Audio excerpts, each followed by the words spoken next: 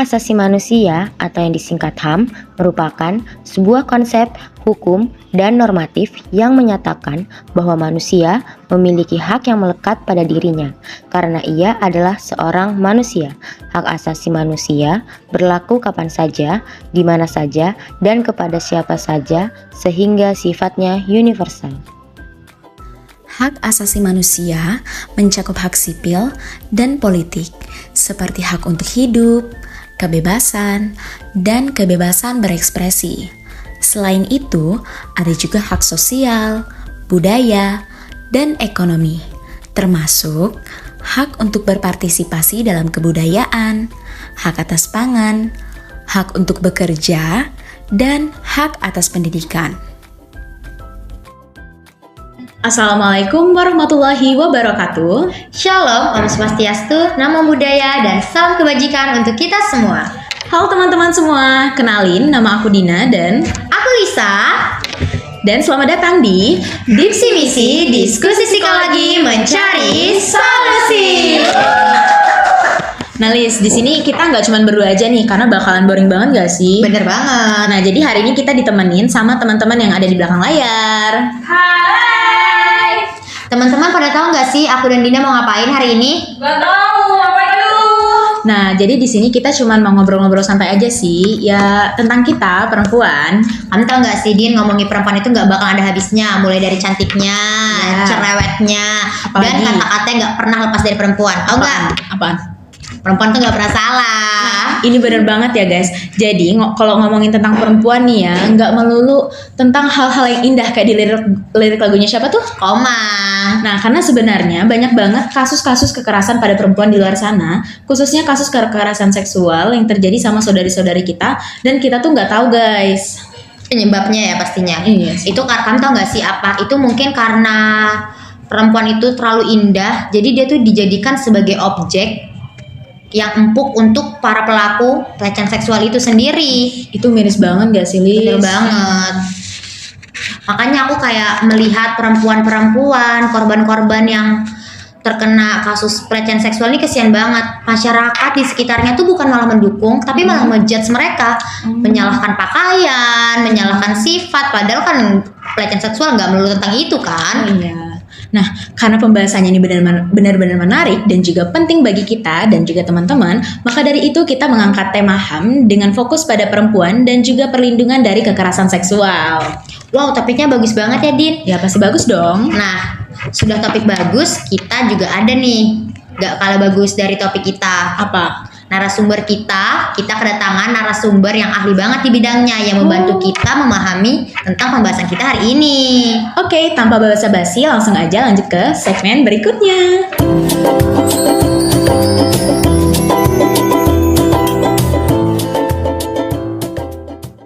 Nah guys, jadi kita udah sama narasumber kita kali ini. Halo Ibu, selamat datang. Halo, selamat datang. Nah jadi kita pertama-tama mau ngucapin makasih sama Ibu karena udah mau luangin waktunya nih buat jadi narasumber kita pada hari ini. Nah, untuk itu Bu, karena ada pepatah mengatakan tak kenal maka tak sayang, kami silakan Ibu untuk memperkenalkan diri. Ya, nama saya Orin. Saya saat ini mengajar di Fakultas Hukum Universitas Mula Warman. Karena Ibu udah memperkenalkan diri tadi, jadi izinkan kami berdua buat memperkenalkan diri. Jadi nama saya Dina dan Nama saya Lisa. Kami dari mahasiswa psikologi Universitas Mula Warman. Nih langsung lanjut ke pertanyaan nih Bu ya. Yang pertama mengenai tentang HAM nih Bu.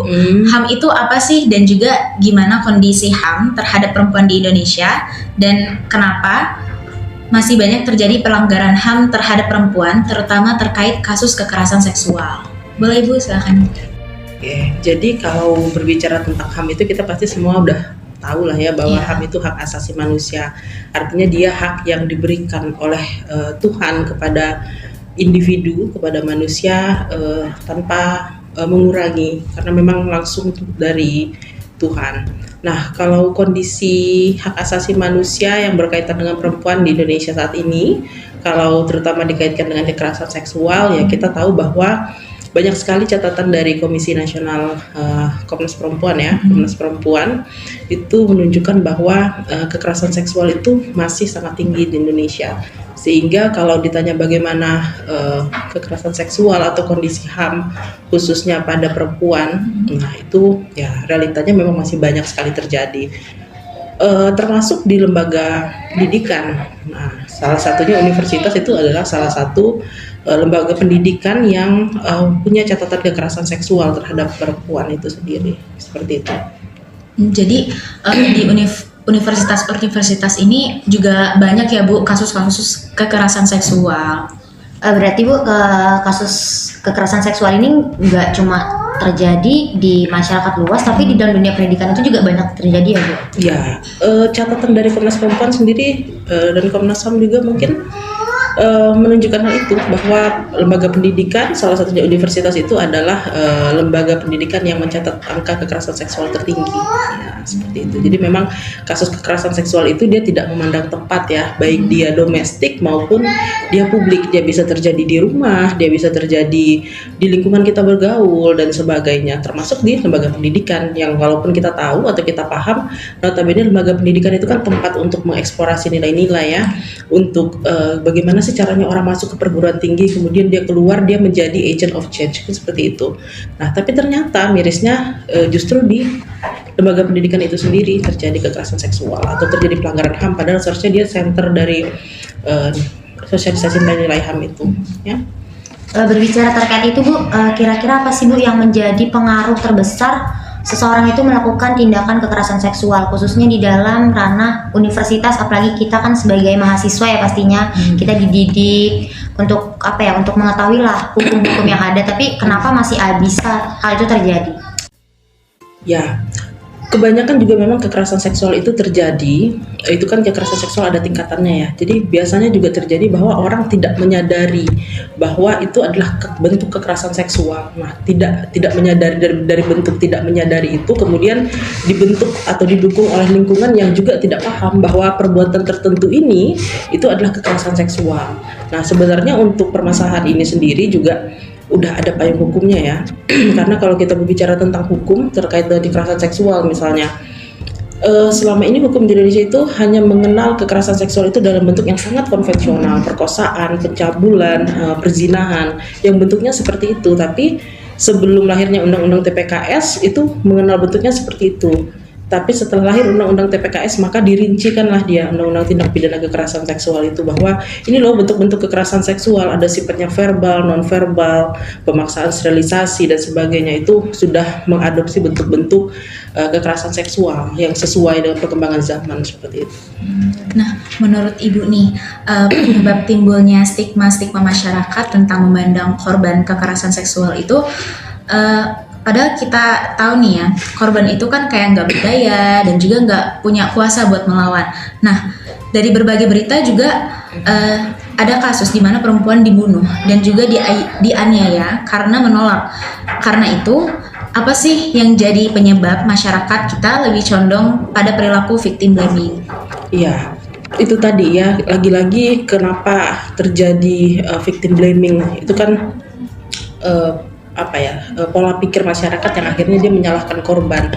Misalnya kalau ada orang diperkosa misalnya, dilihat oh ya wajar lah dia diperkosa, roknya pendek misalnya, atau dia suka keluar malam dan sebagainya. Padahal walaupun orang punya kebiasaan-kebiasaan tertentu, ya tetap saja tidak boleh hak asasinya itu dilanggar. Bukan berarti karena dia seperti itu kemudian dia bisa diperkosa atau berpotensi diperkosa. Nah, itu juga stigma yang perlu di redesign ya, biasanya di redesign supaya masyarakat tidak berpikir seperti itu. Nah, bagaimana caranya ya? Mau tidak mau sebenarnya klasik dari kita sendiri gitu, mengubah atau memberikan pandangan yang berbeda. Karena itu pola pikir atau stigma itu warisan. Dan kalau warisan kita termasuk lingkungan kita seperti itu, ya kita akan terbentuk seperti itu. Gitu. Jadi menurut Ibu, misalnya kan karena faktor dari lingkungan ya Bu yang membentuk stigma seperti itu. Jadi bagaimana mereka yang ingin mengubah stigma itu ketika lingkungan itu tidak mendukung mereka? saya kira sekarang udah banyak sekali baik itu komunitas ya maupun perkumpulan-perkumpulan yang sadar akan nilai-nilai hak asasi, terutama yang berkaitan dengan perempuan ya, kesetaraan gender dan sebagainya. Sekarang kan sudah mulai ya, bahkan dengan lahirnya Undang-Undang Tindak Pidana Kekerasan Seksual itu sebenarnya sudah menunjukkan satu langkah yang amat maju dalam perjuangan perempuan terhadap hak-haknya, terutama hak asasi perempuan itu. Nah, bagaimana caranya ya, saya kira kita berkumpul, memperkuat jaringan, sama-sama belajar untuk kemudian menyuarakan hal yang sifatnya positif terhadap perjuangan hak-hak perempuan itu. Oke Bu, tadi kan Ibu udah menjelaskan terkait undang-undang TPKS ya Bu. Tetapi kan undang-undang TPKS ini apakah masih belum efektif Bu? Karena masih banyak kan kasus kekerasan seksual. Jadi apakah UU TPKS ini masih efektif apa belum menurut Ibu? Ya, Undang-Undang Tindak Pidana Kekerasan Seksual itu kan undang-undang yang tergolong baru ya. Saya agak lupa 2021 apa 2022. Tapi sepertinya 2022 ya, nanti dicek aja. Agak terlalu dini sebenarnya menilai dia efektif atau tidak, tapi yang jelas secara substansi hukum di dalam Undang-Undang TPKS itu memang sudah sangat maju dan menjawab permasalahan atau kepelikan hukum selama ini. Selama ini kasus-kasus kekerasan seksual itu misalnya di persidangan sulit untuk dibuktikan. Kenapa? Karena tidak ada saksi. Terus alat bukti surat misalnya selain dari dokter atau visum et repertum itu sangat sulit untuk diterima di persidangan dan sebagainya, sehingga banyak kasus-kasus kekerasan seksual yang membuat karena dia mandek ya, sehingga korban itu menjadi tidak ingin melapor atau bahkan keluarganya atau lingkungannya itu tidak mendukung dia untuk melakukan pelaporan. Nah, saya kira Undang-Undang TPKS ini secara substansi hukum juga dia sudah memberikan jalan keluar untuk itu semua, karena memang dirincikan bahwa ternyata satu orang saksi itu boleh asalkan didukung dengan alat bukti yang lain dan sebagainya. Nah Bu, terkait sama undang-undang tadi, menurut Ibu nih gimana sih proses pelaporan kasus seksual yang terbilang sekarang ini masih sulit dan juga banyak orang yang nggak tahu gimana proses cara lapornya gitu Bu? Ya, kalau zaman sekarang kan zaman media sosial ya udah sangat mudah untuk memberikan akses atau mengakses itu semua. Nah, saya kira supaya orang tidak susah melapor adalah yang pertama kanal-kanal pelaporan itu harus mudah diakses. Nah, misalnya kalau di perguruan tinggi terjadi kekerasan seksual itu lapor ke Satgas PPKS saja, karena Unmul kan sudah punya Satgas PPKS. Nah, ada Instagramnya dan sebagainya, itu bisa sangat diakses. Terus yang kedua adalah sebenarnya dukungan dari teman sepergaulan ya atau lingkungan, supaya korban itu merasa dikuatkan sehingga ya mau atau berani untuk melapor. Karena kebanyakan kasus kekerasan seksual itu selain tadi sebelum adanya undang-undang TPKS itu kan dia mengalami kesulitan, mandek nih, rata-rata mandek. Nah, tapi udah ada undang-undang TPKS, maka prosedur beracaranya itu seharusnya menjadi terjawab atau menjadi lebih mudah atau sudah sesuai. Nah, apa yang harus dilakukan supaya korban berani untuk melapor? Ya dukungan dari keluarga, dari lingkungan dan sebagainya. Karena banyak korban yang bungkam karena yaitu tadi keluarga tidak mendukung, lingkungan sekitar tidak mendukung. Justru harusnya sebaliknya, harus didukung yang seperti itu. Karena korban itu kan korban kekerasan seksual itu rata-rata mereka pasti mengalami goncangan psikologis. Nah, selain goncangan psikologis juga dengan adanya pelaporan sebenarnya akan memberikan dia pengetahuan tentang hukum. Nah, itu juga yang penting. Jadi di samping ada pendampingan psikologis, ada juga pendampingan hukum. Nah, seperti itu. Jadi kan Bu, tadi kita sudah kita sudah membahas nih cukup panjang ya terkait HAM terhadap pelecehan seksual terhadap perempuan, kaitannya, pengaruhnya, bahkan apa yang menyebabkan hal itu bisa terjadi. Nah, berujuk daripada tema kita hari ini, kekerasan terhadap perempuan yang berdasarkan gender menimbulkan luka dan penderitaan yang dalam terhadap perempuan selain secara seksual, juga mencakup fisik dan psikologis. Nah, apakah ada cara dalam menangani hal tersebut kepada perempuan yang didasarkan kepada gender itu sendiri? Ya, jadi kalau kita berbicara bagaimana solusinya terhadap kekerasan seksual atau segala bentuk kejahatan yang berbasis dari gender, ya sebenarnya adalah sebabnya dulu kita lihat. Sebab dari kekerasan terhadap perempuan atau gender itu, kejahatan gender dan sebagainya itu kan adalah relasi kuasa ya, ketimpangan relasi kuasa, termasuk juga ketidaksadaran kita sendiri kaum perempuan terhadap apa hak-hak kita. Nah, jadi yang paling penting itu ya menjawab kebutuhan itu tadi. Kita harus menyadari apa hak-hak kita, terus juga kita harus bergaul di lingkungan yang mendukung secara perspektif yang sesuai ya, perspektif. Ya, Bu. Jadi sejauh ini ada nggak sih program pencegahan atau program penanganan yang diimplementasikan sama negara buat ngurangin angka kekerasan seksual terhadap perempuan? Dan gimana sih program tersebut itu buat menargetkan akar penyebab kekerasan seksual dan juga memberikan pendidikan yang mendorong perubahan bagi perilaku dan juga sikap? Oke, jadi dalam skup lebih kecil saya kira dengan adanya skup yang lebih besar ya, dengan adanya undang-undang TPKS itu sebenarnya salah satu bentuk tanggung jawab negara untuk menyelesaikan permasalahan terkait dengan kekerasan seksual terhadap perempuan. Nah, program-program apa saya kira sekarang udah bisa terlihat ya. Misalnya di lembaga pendidikan khususnya universitas itu sudah dibentuk Satgas PPKS. Nah, itu kan salah satu bentuk nyata atau yang konkret ya untuk menyelesaikan kasus-kasus kekerasan seksual terutama yang berkaitan dengan perempuan. Nah, seperti itu. Jadi menurut Ibu, pandangan Ibu bagaimana sih Bu tentang pendidikan seksual yang diajarkan kepada anak remaja khususnya perempuan sebagai salah satu upaya penegakan HAM dalam perlindungan perempuan? Ya, itu sesuatu yang patut didukung ya, karena memang untuk kemudian menyadari hak-hak kita harus menyadari dulu dan mengerti terkait dengan otoritas tubuh kita gitu. Jadi kita menyadari apa hak-hak tubuh kita menyadari apa otoritas kita sebagai perempuan, mempelajari apa-apa hak asasi kita dan sebagainya. Saya kira itu program yang perlu didukung dan sangat bagus. Nah Bu, karena di sini kita nggak cuma berdua aja nih Bu. Kebetulan hari ini kita ditemenin sama teman-teman di belakang kamera. Ya. Nah, kira-kira teman-teman ada nggak sih yang mau nanya sama narasumber kita hari ini? Ada. Oke, silakan tuh. Sebelumnya perkenalkan nama saya Triuliana. Jadi mungkin Ibu udah sering tuh lihat di TV pada pagi-pagi biasanya tentang revenge porn. Itu gimana sih Bu? Karena kan di UU TPKS itu beliau itu sebagai korban ya karena hubungan sebelumnya. Tetapi di UU ITE dia itu terjerat sebagai pelaku. Jadi bagaimana perlindungan pada perempuan ini sebagai korban gitu? Oke. Itu pertanyaan yang bagus ya. Nah, terima kasih ya Tri Yuliana.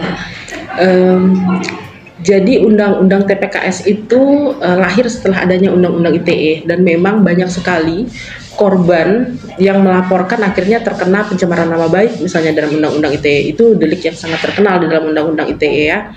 Padahal dia sebenarnya bukan undang-undang yang berbicara tentang pencemaran nama baik semata, tapi undang-undang yang berbicara dari aspek administrasi untuk e-commerce dan sebagainya.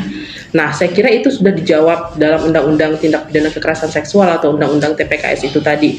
Karena dalam undang-undang TPKS itu diatur bahwa korban yang melaporkan tindak pidana kekerasan seksual itu seharusnya tidak bisa dituntut secara pidana maupun digugat secara perdata. Nah, jadi seharusnya jelas karena memang sebelumnya keadaannya seperti yang tadi disampaikan bahwa kasus kekerasan seksual akhirnya jadi senjata makan tuan ya, akhirnya dia dilaporkan dan sebagainya. Nah, problematik itu yang kemudian dijawab di dalam undang-undang TPKS sehingga seharusnya kalau aparat penegak hukum paham terkait dengan substansi dari undang-undang TPKS itu dia seharusnya tidak menindaklanjuti laporan terkait itu sebelum dibuktikan gitu.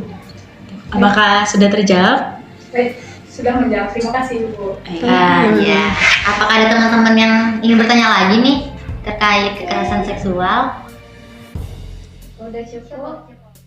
Nah Bu, karena waktu kita juga udah terbatas nih, kira-kira ada nggak sih pesan dan juga pesan penutup? Kira-kira apa aja sih hal yang perlu disampaikan oleh para orang tua atau yang perlu diketahui oleh para remaja mengenai pendidikan seksual? Boleh Bu, langsung. Jadi yang juga menjadi penting untuk dilakukan oleh orang tua terkait dengan pendidikan seksual, saya kira penting sekali untuk mengenalkan kepada anak sejak dini itu tentang otoritas tubuhnya, karena itu berkaitan juga nanti dengan edukasi seksual ya. Jadi banyak sekali kasus kekerasan seksual itu yang terjadi karena dia tidak tahu itu kekerasan seksual, disentuh, dicoel bagian-bagian tertentu. Nah, dia tidak mengetahui itu sehingga terjadi begitu saja dan dibiarkan, tapi ada perasaan dia tidak suka atau benci biasanya. Nah, yang paling penting ya menurut saya itu tadi, yang paling dekat, yang paling dini adalah mengenalkan hak-hak tubuh atau otoritas tubuh terhadap anak seperti itu. Kami selaku pembawa acara pada hari ini mengucapkan terima kasih kepada Ibu karena sudah meluangkan waktunya untuk menjadi pembicara dalam podcast hari ini. Ya, dan juga kita mau ngucapin terima kasih sama teman-teman yang udah hadir pada hari ini. Dan kami mau minta nih Bu sedikit untuk Ibu mengikuti jargon kami nih. Kami punya jargon. ya, jargonnya itu kayak diksi misi, diskusi psikologi, mencari solusi. Oke. 1, 2, 3. Diksi misi, diskusi psikologi, mencari solusi.